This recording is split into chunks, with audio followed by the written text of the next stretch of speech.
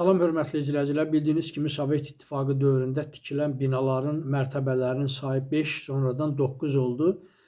Belə ki, Bakıda və Sumqayıtda, o cümlədən SSR-nin tərkibinə daxil olan respublikalarda, Moskvanın özündə də 5 mərtəbəli binalar tikilmişdi. Sonradan 9 mərtəbəli binalar tikildi. Bunun səbəbi də o idi ki, o dövrdə yanğınsöndürən maşınların, nərdivanlarının uzunluğu 5 mərtəbəli binaya qədər çata bilirdi. Əgər bir yanğın hadisəsi baş verərsə, artıq mərtəbələrə onun nərdivanları çatmırdı.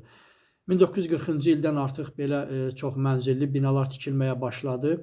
Adətən 1950-ci ildən deməli kəndlərdən şəhərə insanların yavaş-yavaş axını başladı və ona görə də 9 mərtəbəli binaların tikilməsinə də ehtiyac duyuldu. Həm də burada səbəblərdən biri də artıq deməli elm və texnikanın inkişafı nəticəsində yanğınsöndürən maşınların nərdivanları artıq 9-cu mərtəbəyə qədər də gəlib çata bilirdi. 9 mərtəbəli binalar tikiləndə artıq burada ikinci liftlər də tikilmişdi ki, bu liftlər yük daşımaq üçün nəzərdə tutulurdu. 1970-ci illərdən artıq belə binaların tikilməsinə başlanıldı.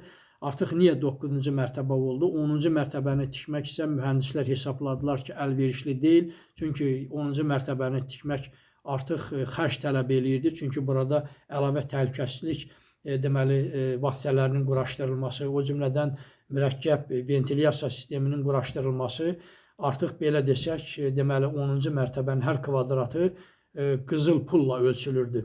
Yəni dövlət üçün effektli deyildi, səmərəli deyildi. Ona görə də 10-cu mərtəbənin tikilməsi dayandırılmışdı. Düzdür, sonradan çox mərtəbəli binalar da tikilməyə başlamışdı. Çox sağ olun, kanalıma abunə olmağı unutmayın.